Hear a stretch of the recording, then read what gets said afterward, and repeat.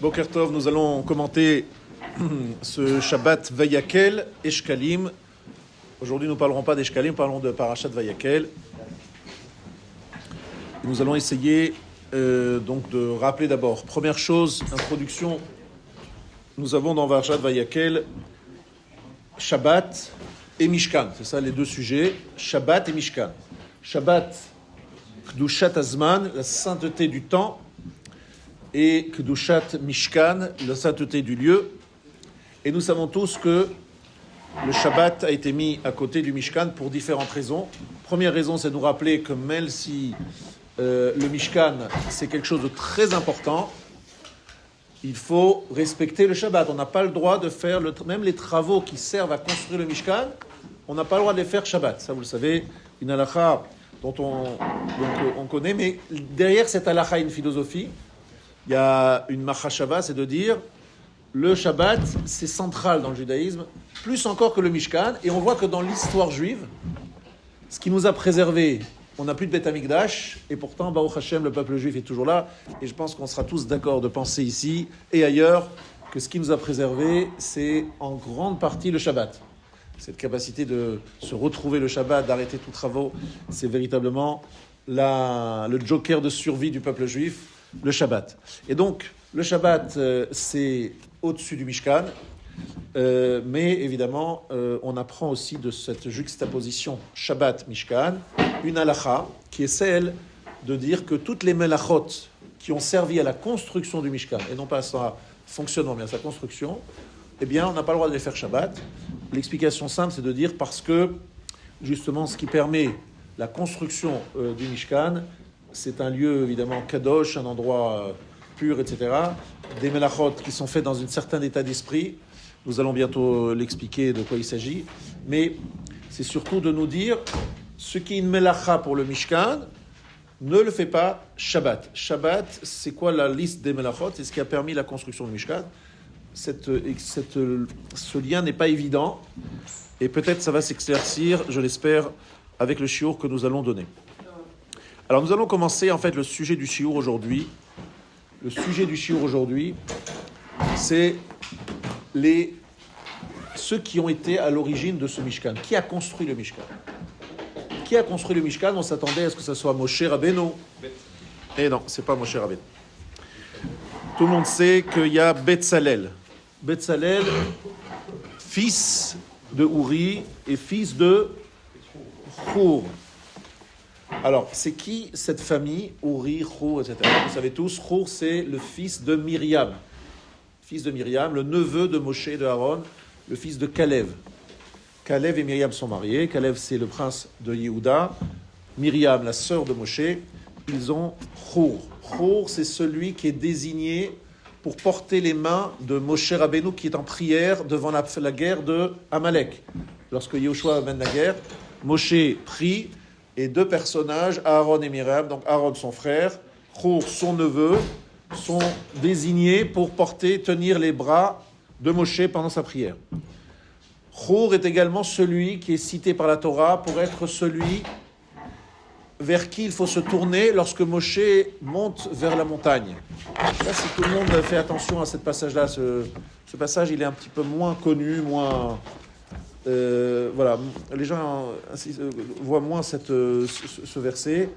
Ce verset se trouve à la fin de Mishpatim. Tout à la fin de Mishpatim, on ne peut pas faire plus facile.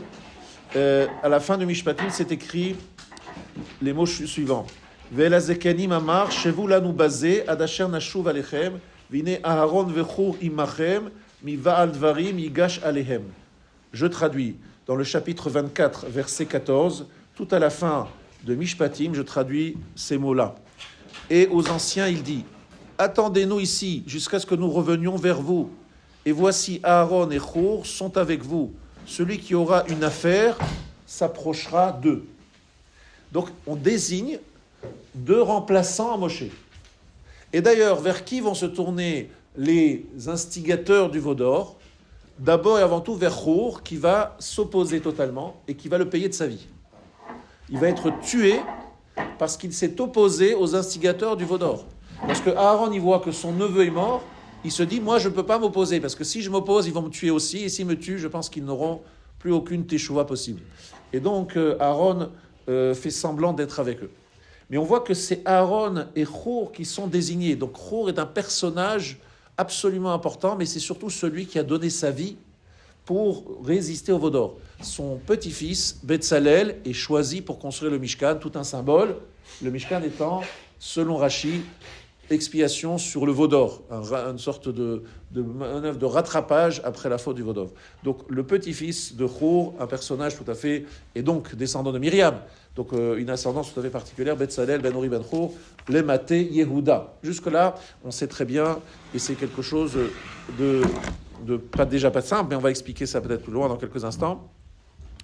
Mais on va citer un deuxième personnage qui va plus nous intéresser aujourd'hui, c'est Oholiav. Oholiav de la tribu Ben Achisamach, de la tribu de Dan. Alors là, on l'attend moins. Celui-là, on l'attend moins. Et surtout, on ne sait pas très bien pourquoi on en a deux.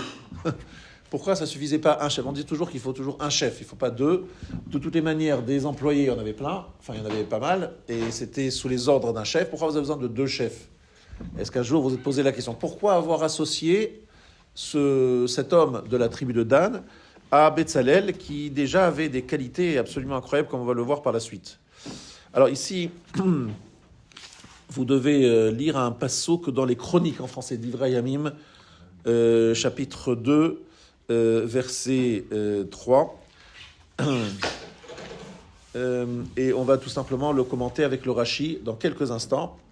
Mais avant de commenter ce Rashi et d'expliquer tout cela, je voudrais d'abord bien qu'on comprenne la dimension de Betzalel, parce que pour comprendre pourquoi on a rajouté à Oholiav, il va falloir d'abord qu'on comprenne qui est Betzalel vraiment. Donc on a parlé de son ascendance, et on insiste beaucoup dans les Chazal, Brachot, page 55, les Tunisiens se rappelleront de cette adresse, Yodé Aya Betzalel, Letzaref Otiot, Shemehem Nivreu, Shamayim Vaaretz. Betzalel avait une connaissance, le tsirouf otiot, alors c'est très précis, la combinaison des lettres par lesquelles le ciel et la terre ont été créés. Betzel kel, dit l'Agmara. Betzalel, c'est donc un jeu de mots, à l'ombre d'Hachem. Vayemale oto ruach Elohim bechochma, bitvuna uvedat. Akadosh Baruch Hu l'a rempli de tvuna, c'est-à-dire bina, chochma, bina et dat. Chochma, bina, dat, c'est Chabad. Chochma, bina, vadat, ce font partie des dimensions les plus extraordinaires que l'on peut avoir. 3 ma'alot, 3 qualités. Et c'est avec ça qu'Akadosh Baruch Hu a créé le monde. Comme il est écrit dans Mishlé, chapitre 13. Hashem bechochma yasaderetz konen shamayim batvuna bedaato tehomot nivkau. Chapitre 13, verset 9. Vous trouverez dans Mishlé ces trois qualités. Chochma, bina, vadat. On a expliqué de nombreuses fois dans les différents cours qu'on a donnés. Je rappelle juste très rapidement, je donne toujours cette image, parce que je l'ai reçu de Rav Friedlander, Zechat Tzadik Livracha. Lorsque vous avez un bâtiment à construire, l'architecte vous demande combien de chambres, combien de salles de bain, combien de quelle grande cuisine, grande salle de salon, salle de manger, bref, vous demande le cahier de charge. Après, il va faire une étude sur, évidemment, le terrain que vous avez et les possibilités de construction que vous avez. Et il va vous proposer, alors bon, on va peut-être mettre la cuisine à droite ou à gauche, plutôt à côté du salon. Il va falloir vous proposer toutes sortes de combinaisons, de propositions pour faire en sorte que votre cahier de charge soit réalisé, mais en utilisant le plus de chokhmah, d'intelligence possible, mais surtout de bina. Bina, ça veut dire déduction. Puisque vous avez besoin de ceci, cela, donc j'en déduis que... Donc il va falloir que lui, il propose un binyan, une construction bina, qui est basée évidemment sur la chokhmah, c'est-à-dire sur les éléments factuels que vous avez proposés, combien de chambres je veux, combien, etc. Et après da'at, il va falloir qu'il ait l'intelligence de faire aussi quelque chose qui vous plaît, où vous vous sentez mitraber, que vous reliez à la chose. Pas un endroit où vous dites, votre femme dit, bon c'est surtout les femmes qui disent ça, c'est froid, je me sens pas bien, je sens pas l'histoire, vous dites, oh là, c'est quoi cette histoire qui nous tombe dessus? Il faut lui trouver un design, une présentation, etc., qui fait qu'elle va se sentir, elle va s'attacher à ce lieu. Da'at, c'est une touche qu'on a du mal à définir, mais qui fait qu'on s'attache ou on s'attache pas à un endroit. Et donc, ça c'est chokhmah, bina, vadat. Donc, tout cela, toutes ces qualités-là, évidemment, j'ai dit les choses d'une façon très vulgarisée, il y a une chose beaucoup plus profonde, mais il faut tout de suite comprendre que c'est les qualités qui permettent de construire le Mishkan. Avoir les combinaisons de construction du ciel et la terre. C'est très intéressant. C'est-à-dire qu'on va construire un microcosme. C'est ça que ça veut dire. Si on a un monsieur qui connaît les combinaisons pour construire le ciel et la terre, utilisées par Hachem pour le ciel et la terre, il pourra créer le Mishkan. Vous imaginez cette page 55 dans Brachot. S'il a les combinaisons, il pourra créer le Mishkan. Quel rapport? C'est que si la terre a été créée avec certaines combinaisons, le Mishkan doit être créé avec les mêmes combinaisons. Parce qu'en fait, ça veut dire que la terre, c'était évidemment le lieu dans lequel la Shekhinah devait résider sans limite, sans partage. Et malheureusement, la faute est là, Amalek et compagnie. Donc il va falloir créer un lieu petit, mais parfait, dans lequel les conditions de la création du ciel et de la terre sont réunies, mais à 100%, un lieu kadosh, un lieu consacré, un lieu construit avec toutes les combinaisons nécessaires, avec Chochma, Bina, Vadat, comme la terre, elle a été créée par ces trois éléments. Donc Betzalel a toutes ces qualités-là. Donc franchement, vous me demandez, qu'est-ce qui manque à Betzalel? Il a tous les éléments, il a toutes les clés. Pourquoi est-ce qu'il faut lui associer un partenaire, un associé qui a priori n'a rien à faire de plus que d'appliquer les règles et les ordres de Betzalel? Avant de répondre à cette question, je voudrais quand même vous faire une confidence. C'est que j'avais une grande ignorance, j'avoue, je suis confus, je l'ai découvert que ce matin, que effectivement, il y a 3 kélim, moi je pensais qu'il n'y en avait que 2, mais il y en a 3 ustensiles qui n'ont été créés ni par Betzalel, ni par Moshe, ni par personne. En fait, quelque part, l'intervention divine a été directe sur 3 ustensiles, le Aaron HaKodesh, la Menorah et le Shulchan. Là, c'est une intervention divine, du feu, du machin, une apparition, il y a eu quelque chose de très particulier. Donc il y a 3 kélim, et ça demanderait tout un shiur pour expliquer pourquoi ces 3 ustensiles se distinguent de tous les autres. Rappelez-vous juste que c'est décrit qu'Elisha, lorsqu'il est allé voir la Shunamite, Elisha est allé voir une Shunamite. Il est allé chez une femme, mariée, parce qu'on n'a pas le droit de s'isoler avec une femme. Il était une femme mariée, mais elle lui avait préparé Mita, Kiseh, Veshulchan et Menorah. Elle lui avait préparé un lit, elle lui avait préparé une table, une chaise et Menorah, c'est-à-dire un candélabre. C'est le minimum, voilà. Elle lui avait préparé cette pièce, donc lorsque Elisha passait, alors il allait là-bas. Et donc les Chachamim disent que l'équivalent dans le Mishkan, donc on a Menorah, évidemment, la Menorah c'est ce qu'on vient de citer, le Kiseh, la chaise, c'est quoi l'équivalent de la chaise? C'est le Aaron HaKodesh. Et c'est quoi l'équivalent de Shulchan? C'est le Shulchan. L'équivalent de la table, c'est la table. Donc en fait, c'est comme si on disait, on veut accueillir Akadosh Baruch Hu chez nous. Donc qu'est-ce qu'on prépare pour accueillir quelqu'un? Une table, une chaise et un candélabre. Voilà. Le Mizbeach HaKetoret, qui est le dernier ustensile qui n'est pas cité, effectivement, n'a pas été objet de problématiques, de questionnements de la part de Moshe. Ça s'est fait sans problème, parce que lui, il est là pour accompagner. Une fois que la personne est présente, on lui ajoute un petit agrément. C'est pour faire, etc. Mais on en parlera peut-être une autre shiur. Ce sera un shiur très intéressant. Peut-être que je donnerai demain. Mais en tout cas, ce qui est sûr, c'est que pour l'instant, je veux rester sur ma question du départ. Qu'est-ce que va ajouter Aholiav à Betzalel? Alors, vous savez tous qu'il y a une dimension dont tout le monde parle dans ces parashiot, c'est Chochmat Lev. Chochmat Lev, ça veut dire la sagesse du cœur. C'est quelque chose d'assez difficile à comprendre, puisque le cœur, c'est la base selon... C'est évidemment une métaphore. Donc, le cœur représente le lieu des sentiments, ce qu'on appelle du regesh, alors que la tête représente, c'est le lieu de la pensée, du moach, machashava, n'est-ce pas? Donc finalement, de dire que chochmat lev, c'est quelque chose qui paraît antinomique. Soit c'est de l'ordre du sentiment, du ressenti, soit c'est de l'ordre de l'intellect. Mais dire que les deux vont ensemble, ça paraît antinomique, opposé. C'est quoi la notion de chochmat lev? Pourtant, c'est écrit de nombreuses fois. Je ne vais pas vous imposer tout simplement cela, parce que vous le savez par cœur, vous l'avez vu 20 fois. Et peut-être pouvons-nous trouver la solution à cette question dans les paroles de Shlomo HaMelech. Alors, Shlomo HaMelech, Akadosh Baruch Hu lui dit « She'al ma eten lach » demande « Qu'est-ce que je pourrais te donner ?» Vas-y, demande ce que tu veux. Donc il a la possibilité de demander d'être l'homme le plus riche, le plus puissant, le plus... Venatata le'avadecha lev shomea lishpot et amcha lehavin ben tov lara. Tu donneras à ton serviteur un cœur qui entend, lev shomea, lishpot pour juger et amecha, ton peuple, lehavin ben tov lara, pour comprendre, pour discerner entre le bien et le mal. Et Akadosh Baruch Hu lui répond, Ini asiti kidvarecha venatati lecha lev chacham venavon. Voilà, j'ai répondu à ta demande. Je t'ai donné un lev chacham venavon.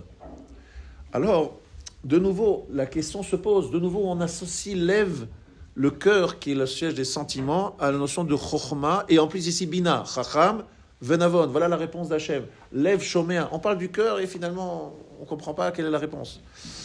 Et Rav Chaim Chinender, Zatzal, nous dit la chose suivante. Hatzadikim, libam birshutam, vehareshaim hem birshut libam. Les tzadikim, leur cœur, ils le maîtrisent, ils dominent leur cœur. Alors que les reshaim sont sous l'emprise de leur cœur. Explication. Qu'est-ce que c'est le cœur ? C'est la source des retzonot et des tchukot, c'est-à-dire des envies, des besoins. Le rachat, qu'est-ce qu'il fait ? Alors lui, Areshaim, même Birshut Ibam, leur cœur les domine, leur cœur les maîtrise. Alors que les tzadikim, c'est l'inverse. Chokhmat lev, c'est quoi ? Levatel et kol haretzonot vehatshukot et tzivoy Hashem. C'est l'annulation de toutes les volontés, les envies, à l'ordre divin.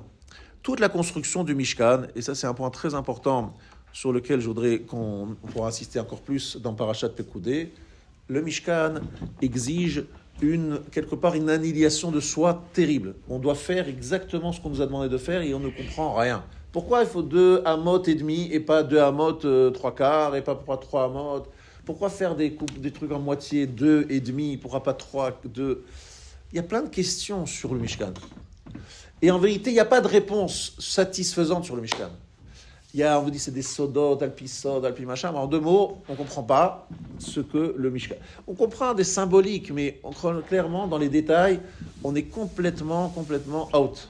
Akadosh Baruch Hu nous dit, tu ne me poses pas de questions, kasher tziva Hashem, il faut que tu le fasses exactement comme je te l'ai ordonné.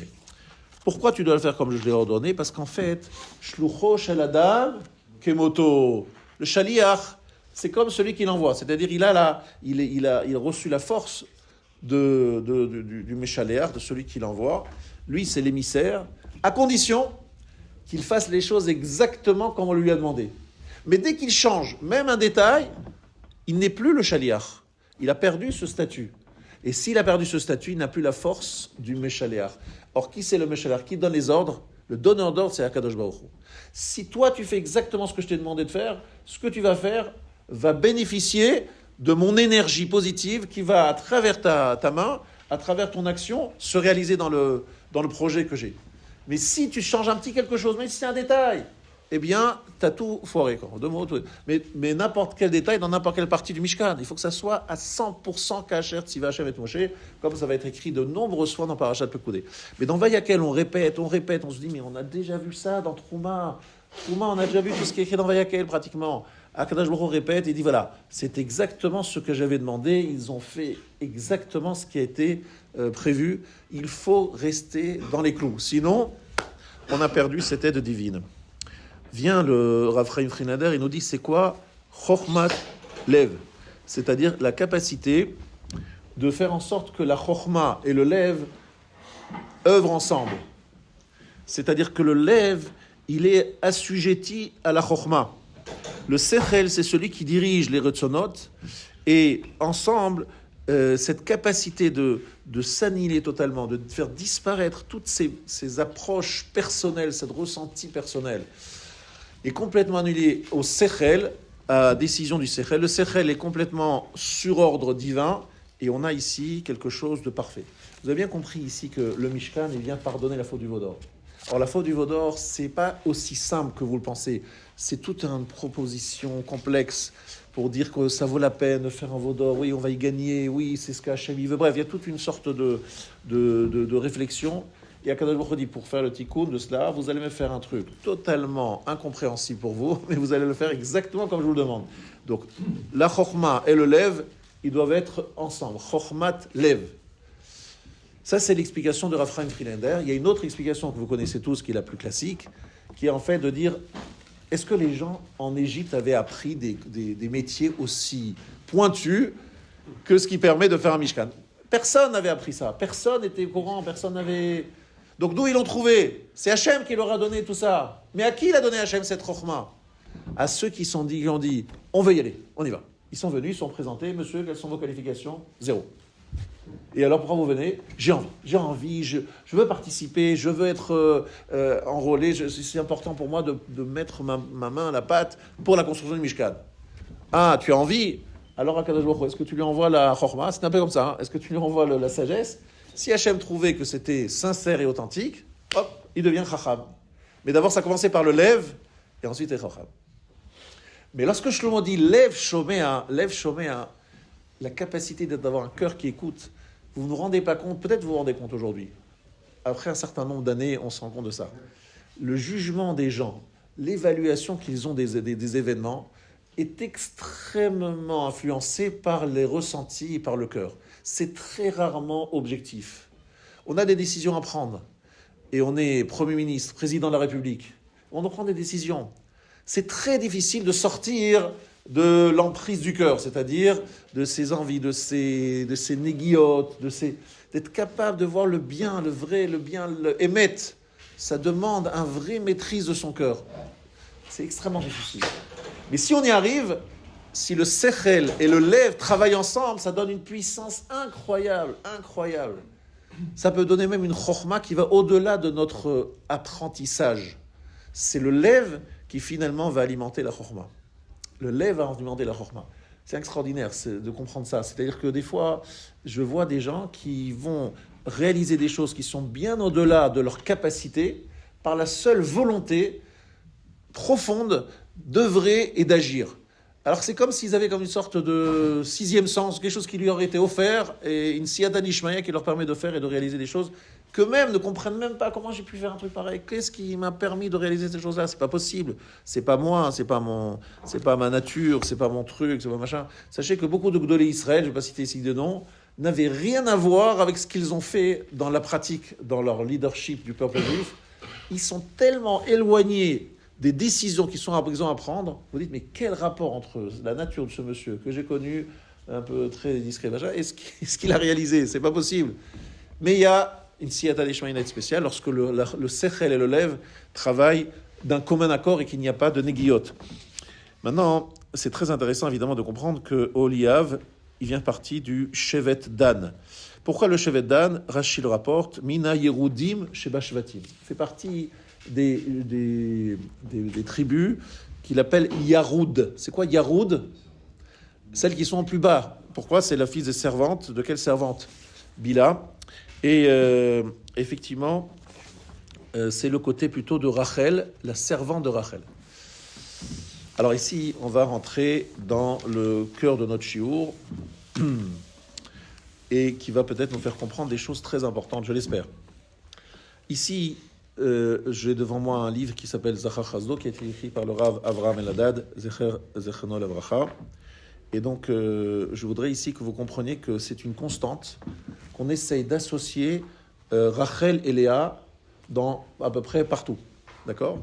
Alors, je vous rappelle que Moshe Rabbeinu, déjà, c'est un Lévi, donc il descend de Léa. Betzalel, c'est Yehuda, donc il descend de Léa.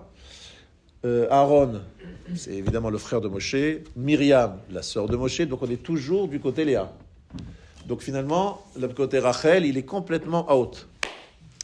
Et là, ça va pas. Parce qu'il faut toujours que Rachel puisse participer à cette construction du Mishkan. Donc qu'est-ce qu'on fait?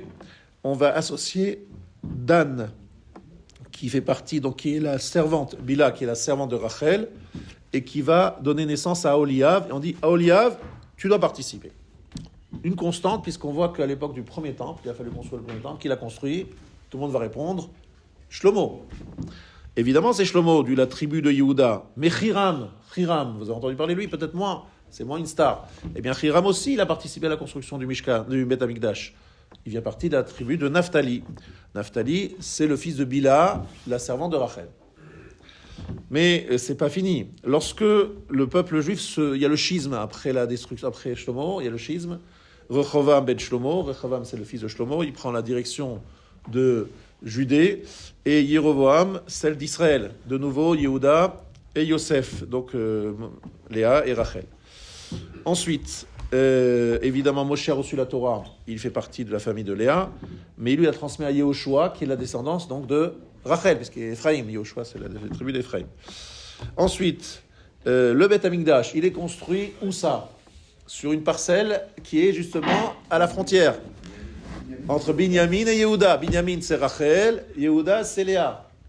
Mordechai, nous approchons de Rosh Chodesh Adar, et donc s'approche Purim.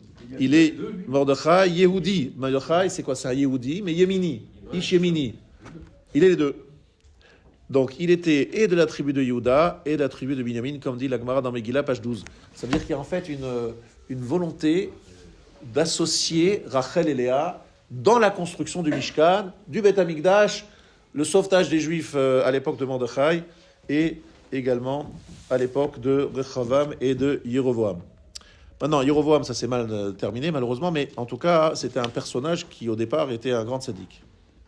Maintenant, je vais vous lire Rashi. Rashi dans Divrei Yamim, c'est-à-dire dans les chroniques en français. Imo midan ve'aviv minaftali.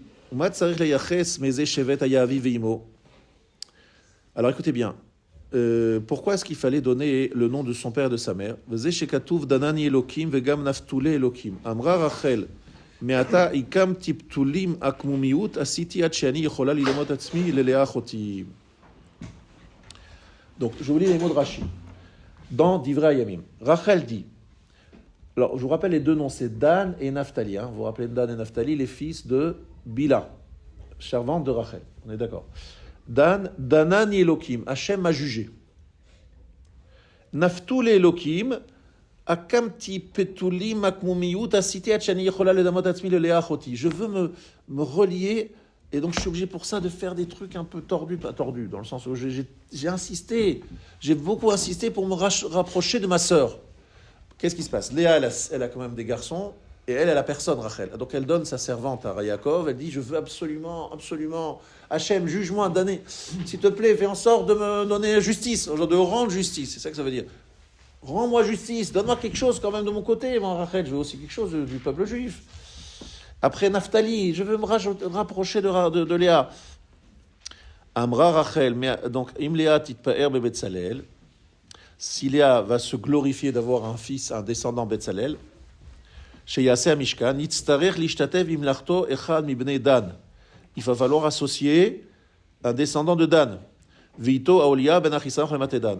Ve'em Shlomo, ve'im Shlomo ben achoti, yivne bet hamikdash. Il faut être tzarech lishtatev imo Naphtali. C'est extraordinaire.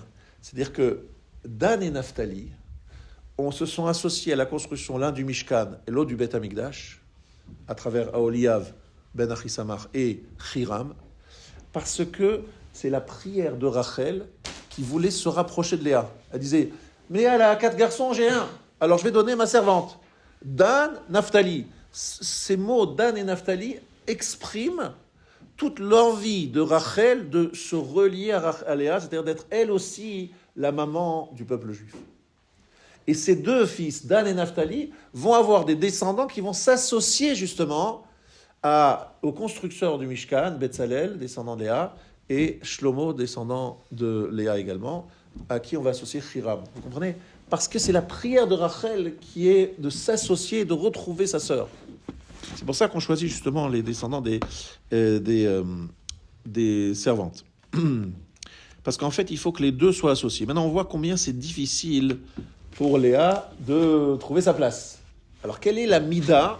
Maintenant, on va commencer à aller dans les profondeurs. La mida de Léa et la mida de Rachel.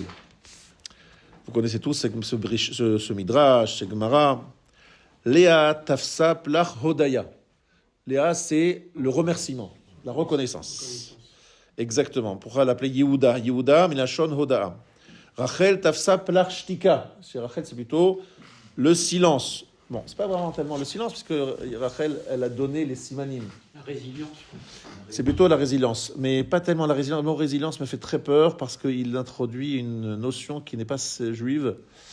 C'est qu'en fait, Rachel, et ça je l'ai compris il y a pas si longtemps que ça. C'est quoi se taire? C'est quoi apprendre à se taire et avoir le srout par le... C'est pas le silence, le fait d'avoir donné les simanim, non, c'est pas le fait d'avoir donné les simanim. J'aurais pas dit moi à se taire, j'aurais dit elle a donné les simanim à sa sœur. Alors voilà, l'ashtika kehoda, c'est-à-dire en fait ishtika kehoda, mais dans le sens aveu. Je m'explique. C'est écrit dans Baba Metzia, ceux qui étudient maintenant plus Baba Metzia, shtika kehoda, celui qui se tait alors qu'il y a un argument contre lui. Kehoda, c'est comme s'il avouait que effectivement il s'était. Réponds, si tu as des choses à dire. Réponds. Non, tu te tais, c'est que tu es d'accord. Alors, c'est dans les réclamations financières. Donc ici, il y a deux types de hoda. Il y a le remerciement, qui est celle de Léa, qui remercie, et Rachel, qui avoue, qui se tait, mais dans ce silence, il y a acceptation, reconnaissance. Deux formes de hoda, remerciement et acceptation. Je m'explique ce que ça veut dire. Il faut savoir qu'on est des êtres humains avec des limites. Et surtout, Hachem nous a mis sur terre, chacun pour avoir un chelek baolam hazé, une part dans le monde.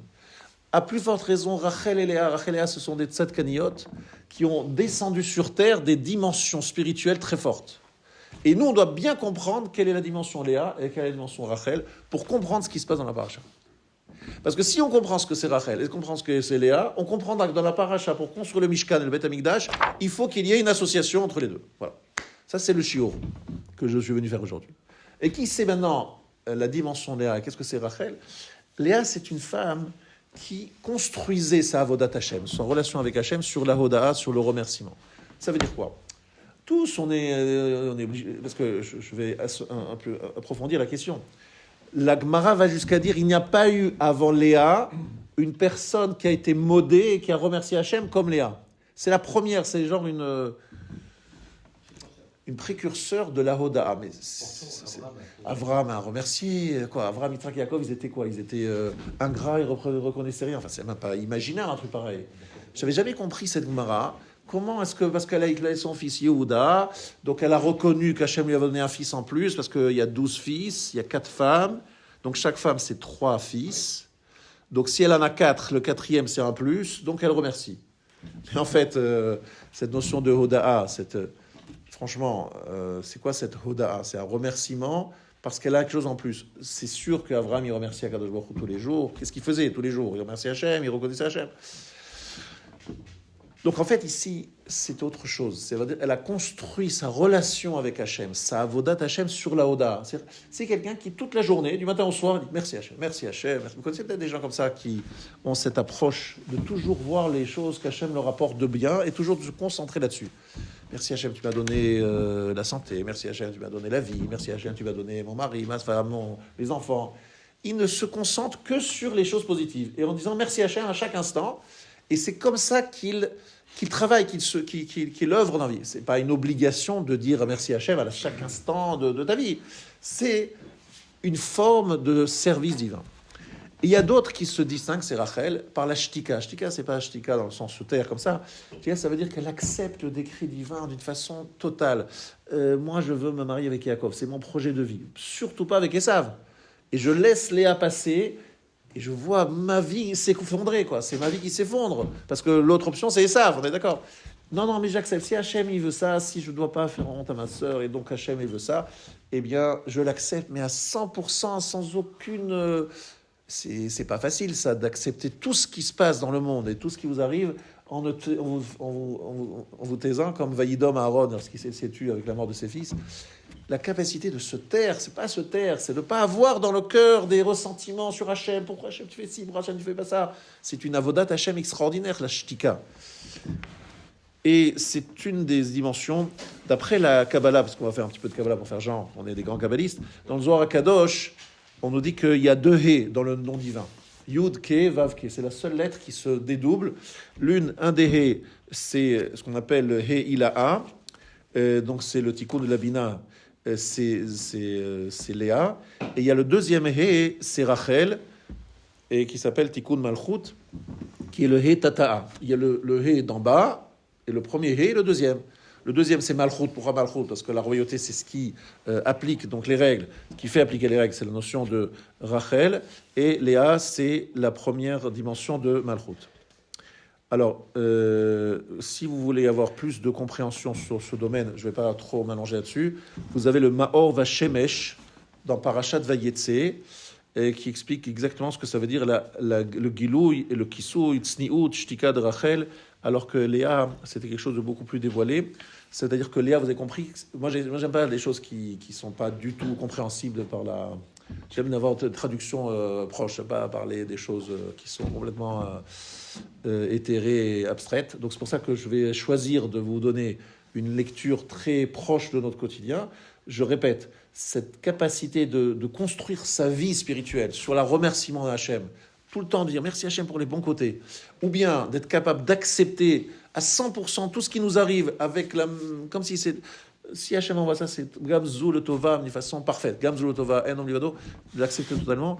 Ces deux dimensions, je crois qu'on peut comprendre à notre niveau que c'est deux types d'avodat Hachem complémentaires. Prenons l'exemple maintenant de Yosef, fils de Rachel. Bien, Yosef, fils de Rachel, il accepte cet ordre divin. Il dit voilà, j'ai été vendu. Au début, c'est dur pour lui, évidemment, mais après, il l'accepte totalement et il n'en veut pas à ses frères. Voilà. Ensuite, vous avez Yehuda. Yehuda, c'est un leader, c'est celui qui va... Donc c'est quelqu'un qui va plutôt être dans le gilouï, le dévoilement, dans l'action. Mais je ne vais pas trop m'allonger là-dessus. Je crois que vous comprenez tous qu'il y a une sorte de complémentarité. Le Rav David Cohen, dans son livre, il rajoute en fait qu'il y a deux dimensions qu'on appelle Midat Hadin et Midat HaChesed. Lui, il veut dire que le Chesed et le Din doivent se compléter, évidemment. Et il nous dit la chose suivante. Le Beth Amikdash doit être construit dans le Midat HaChesed et la Midat Hadin. Et en fait, je voudrais ici vous faire lecture d'un Maharsha à la page 55 de Brachot. Yodea haya Betzalel letzaref otiot shenivru bahen shamayim varetz. Veyadav de ka'amacha hayu shnei midotav. Le Beth Amikdash a été créé avec deux mains. Yadav, c'est au pluriel. Em shnei midotav yitale vu shinitan ben shte otiot haechad hayamin ve'rachamim v'ashnini asmol shehu adin. Donc dit le Maharsha, Akadosh Baruch Hu dit que ça a été créé le Beth Amikdash avec deux lettres. L'une qui est à droite, c'est la miséricorde, l'autre qui est à gauche, c'est le Midat Hadin. Atzadikim shu Betzalel vanidvim elav, les tzadikim dont Betzalel et ceux qui sont avec lui, matilim koach ugvura bepamalia shel ma'ala, donnent des forces dans le monde d'en haut, les tzaref yadav sham shem shte shemotov, pour réunir ces deux dimensions rachamim et din. Shem bamikdash mitzad yamin ou mitzad smol.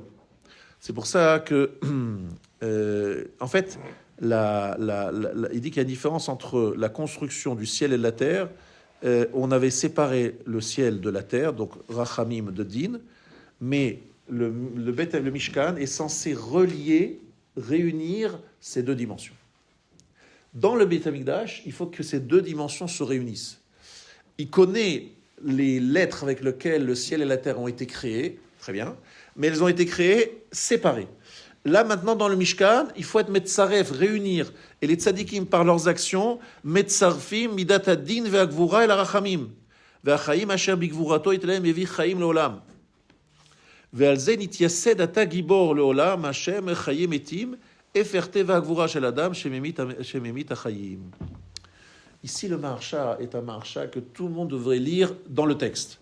C'est un Maharsha très important. Je vous donne son adresse.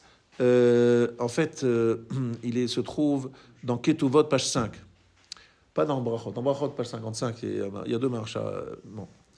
Mais le Maharsha que je vous ai cité, c'est dans Ketuvot, page 5. Et je vous invite à le lire. Et je vais vous expliquer ici une pérouche Atzum Nifla que dit le Maharsha. Je vais essayer de bien comprendre ce qu'il dit le Maharsha, vous l'expliquer comme il faut. Ata Gibor, le Olam Hashem. Ata Gibor, c'est la deuxième bracha, vous la connaissez tous. C'est quoi Gvura? C'est Midat Hadin. Et de quoi on parle dans Ata Gibor? Mechayem etim, Rofe cholim, Matir asurim. Je dis, mais ça va pas, on s'est trompé de titre. C'est un chapitre, on s'est trompé du titre. Le titre, c'est Gibor, Gvura. Et la suite, c'est quoi? Sympa, Hachem, il est très sympa, il fait ci, il fait ça, magnifique. Mais je comprends pas. Je comprends pas, c'est comment ça va ensemble? C'est la question que pose le Maharsha. La réponse, c'est tzadikim b'maasehem les tzadikim par leurs actions, Ayu metzarfi midat adin ve'agvura lerachamim. Ve'achayim asher bigvurato yitale mevi chayim leolam. La vie qui découle de sa gevura amène la vie dans le monde. Asher alze nitiased ata gibor leolam Hashem chayim etim. Hefer teva hagvura shel adam. À l'inverse de la nature qu'on appelle le din de l'homme, Shememit Achaim, qui fait mourir le vivant. Ici, le Maharsha, il dit quelque chose d'extraordinaire. La force des tzadikim, c'est de transformer cette midat adin qui normalement est mémit, qui tue, qui juge durement et qui applique les sanctions, en mechayem etim. Mais qui est mechayem etim? Qui fait vivre ce qui est mort? C'est les maasim des tzadikim qui, de cette force, de cette gvura d'Akadosh Baruch Hu, au lieu de faire mémit, mechaye. C'est mechaye. Je vais vous expliquer ça. Je vais essayer de trouver les bons mots pour vous expliquer ce chose niflaméante. C'est un marcha extraordinaire. Et je remercie le Rav Elada de m'avoir vraiment montré ce chemin. C'est qu'en fait, qu'est-ce que ça veut dire? Je vais prendre un exemple de notre quotidien, comme ça vous allez bien comprendre, je pense que ça sera très clair. Vous avez un fils qui a fait une bêtise. Donc vous voulez le corriger. D'accord? Donc qu'est-ce que vous venez? Vous venez pour le corriger. Mais lorsque vous venez pour le corriger, c'est dans quelle idée? Dans quel but? C'est pour son bien, évidemment. Mais dans quel but? Ça veut dire que vous dites, si je fais rien, je vais dire que finalement, ça veut dire que j'accepte et qu'il va recommencer, et c'est pas bon pour lui, et il va recommencer encore. Donc vous voulez lui donner, mais vous voulez le sanctionner. Et en le sanctionnant, vous pensez avoir aidé votre fils. Et c'est vrai, c'est logique, ça s'entend très bien. Donc, Atak Gibor, c'est Akadosh Baruch Hu qui vient, par la Midat Gvura, nous dire attention, là, ça va pas, il faut réagir. Arrivent les tzadikim, ils reçoivent cette information. Attention, Akadosh Baruch Hu, il est en colère, ça va barder. Donc, qu'est-ce que fait le tzadik? Le tzadik, qu'est-ce qu'il va faire? Il va utiliser cette gvura, parce que gvura, ça veut dire quoi? C'est qu'Akadosh Baruch Hu, il s'intéresse à son monde, il se rapproche du monde. Ça veut dire qu'il dit, je veux aider. Lorsque vous voulez corriger votre fils, c'est tout le contraire de l'indifférence. La facilité, c'est bon, allez, mon fils, j'ai rien vu, ça, c'est pas aimer votre fils, ça, c'est abandonner votre fils. Lorsque vous allez le corriger, vous voulez vous occuper de votre fils. Et ça vous coûte de le frapper, de le priver, de le sanctionner, ça vous coûte. Vous y allez, et vous dites, moi je rêve d'une situation où je pourrais ne pas le sanctionner, mais en ayant toi-même la conséquence, que vraiment il soit corrigé. Arrive le tzaddik, il dit à Kadosh Baruch Hu, si tu te mets en colère contre le clan Israël, c'est Moshe Rabbeinu face à Hachem, vaut du veau d'or. Hachem dit, je vais m'en occuper de ces juifs. Ça y est, je vais m'en occuper. Je vais leur montrer quel bois je me chauffe. Arrive Moshe, il dit, non, Hachem, ça va pas là. Non, stop. Il s'interpose.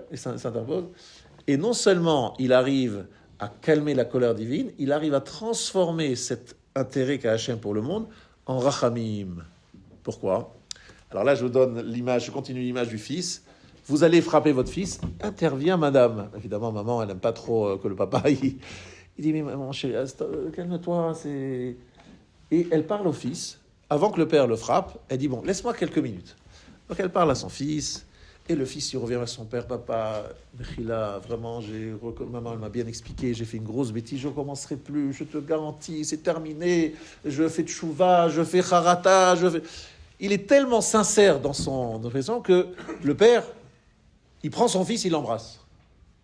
À ce moment-là, le père, il est encore plus proche de son fils que avant le début de la colère. Parce que avant le début de la colère, bon, ils étaient ensemble, mais là, il y a eu quelque chose de très émotionnellement très fort. C'est-à-dire qu'il allait frapper son fils, madame est intervenue, elle a fait en sorte que son fils fasse tchouva, hop, il est revenu vers son père, et là, il y a un moment de chibour extraordinaire. Un père qui voulait frapper son fils, qui se retrouve en train de l'embrasser et de couvrir de baisers. Vous dites, mais c'est pas possible. Ça, c'est la notion de Gibor et Mechayem Etim. C'est niflamément de cette explication du Maharsha. Ça veut dire qu'en fait, Akadosh Baruch Hu dit, Ata Gibor, tu es fort, tu es puissant, tu es exigeant. Tu es exigeant, c'est ça que ça veut dire. Mais en même temps, tu es Mechayem Etim. Ce qui aurait dû amener la mort va amener au contraire une techia, une renouveau, une vie nouvelle. C'est-à-dire on va être Mechayem Etim. Ce moment de Onesh va devenir un moment de vie. Avant que tu appliques la mita, J'ai déjà mis. En fait, je vous explique ce que dit le Rav Dessler sur ce passage. Je vous ai dit que lorsque vous parlez de Triyat Hametim, ne pensez pas seulement à la résurrection des morts, mais aussi à la Tchouva. La Tchouva, c'est un moment mort qui a entraîné une intervention divine qui nous a menacés, et grâce à ça, on a fait Tchouva. Donc il y a eu un Triyat Hametim par le moment mort qui est la faute, et Triyat Hametim, c'est la Tchouva. La Tchouva qui amène ça. Et se trouve à ce moment-là une proximité qu'il n'y avait pas avant. Est-ce que vous comprenez ça? Quelque part, le Mishkan, c'est ça. Le Mishkan, c'est d'arriver à réunir Midat Adin et Midat Hamim. Pourquoi? Parce qu'Hachem, il se rapproche de nous. Parce qu'Hachem, il se rapproche de nous, c'est toujours très bien. Mais en même temps, c'est pas facile de vivre avec un Kadosh Baruch Hu à 2 pas juste à côté de la maison, qui est là en train de nous regarder. Et donc, finalement, on transforme cette Midat Adin en Midat Hamim. Qui c'est qui fait ça? Quelles sont les forces en présence? Rachel et Léa et leurs descendants, donc Aholiav et Betzalel. Betzalel et Aholiav sont censés, Betzalel avec son Tsirouf Haotiot, sont association des lettres, et Dan, qui s'appelle Midat Adin, Milachon Din. Dan, c'est Din. Milachon Din. Danani. C'est-à-dire, il demande le Din, mais un Din qui doit absolument s'associer au Rachamim, et non seulement il s'associe au Rachamim, mais non seulement qu'il doit s'associer, mais il doit renforcer le Rachamim. Ça, c'est le Sod Gadol pour tous ceux qui ont étudié Ta'anit et qui connaissent les premiers mots de la Mishnah. Gevurot Geshamim. La notion de pluie et la notion de Gevura. C'est à l'air d'être totalement opposé. Geshamim, c'est Chesed. C'est la générosité d'Hachem qui vient nous donner la vie. Et Gevura, c'est au contraire, c'est un Tzimtzum, c'est fermé. Vous comprenez? Et on vous dit Gvurot Geshamim. Ça veut dire transformer ce moment où Akadosh Baruch Hu vient nous juger grâce à la tchouva en quelque chose qui va encore plus donner plus de rachamim, plus de chesed et plus de geshamim. Vous comprenez? Gvurot geshamim. Pourquoi c'est comme ça? Parce que malheureusement, on sait très bien que la faute, elle fait partie malheureusement de notre ADN. Donc quelque part, Akadosh Baruch Hu est obligé de réagir, mais en réagissant, finalement, on peut transformer les choses grâce au tzadikim et transformer ça en exactement le contraire. Donc je reviens au début de mon shiur. Je posais la question de savoir pourquoi est-ce que ce Mishkan devait être créé par Rachel et Léa, enfin non, par Aholiav et Betzalel. Et la réponse, en fait, c'est pas Maharsha ni Rav Eldad, c'est tout simplement un Rashi qui se trouve dans Divrei Hayamim, Bet, chapitre 2, verset 13. Ce Rashi-là mérite d'être lu dans le texte. Et je voudrais ici terminer en disant, j'ai commencé avec le Shabbat, qui est associé avec le Mishkan. Vous devez savoir que le Shabbat, il est aussi celui qui réunit Zachor Veshamor. Quand est-ce qu'on réunit Zachor et Shamor? Ata Echad Veshimcha Echad dans Mincha. Mincha de Shabbat, c'est le moment où on réunit les deux dimensions du Shabbat qui sont Zachor et Shamor. Zachor Veshamor Dibur Echad Neemru. C'est que Shabbat est un lieu de restriction énorme, puisque Assour. Il y a 39 travaux. Et en même temps, c'est un lieu de rachamim, de chesed incroyable. Et c'est grâce à cette notion de gvura que je sens dans le Shabbat tellement de bonheur et de bracha. Mekor aberacha. C'est un lieu de tzimtzum, où on s'enferme, on s'interdit plein de choses, et c'est un lieu de bracha. Parce qu'il y a Tagibor, il y a Mechayem Etim. Celui qui est le plus riche, c'est Yitzhak. C'est Midat Gvura. Et lui, il est très riche. Mea Sheharim. Il en met un, il reçoit 100. Il investit un, il reçoit 100. Et le Maharal dit que c'est lié. La dimension de Gvura et de richesse. Et aujourd'hui, je vous ai donné un pérouge du Maharsha. Je viens pour te frapper, pour te corriger, mais je viens parce que parce que je suis responsable, parce que je t'aime, parce que je veux. Et quelqu'un arrive, donc j'ai dit la mère, donc c'est pas par hasard j'ai dit la mère, mais c'est la tchouva qui vient, et je transforme cet acte qui doit être violent en quelque chose qui a un mécor d'un rachamim encore plus grand. Et mechayem etim, mechalkel chayim bechesed. Shabbat shalom.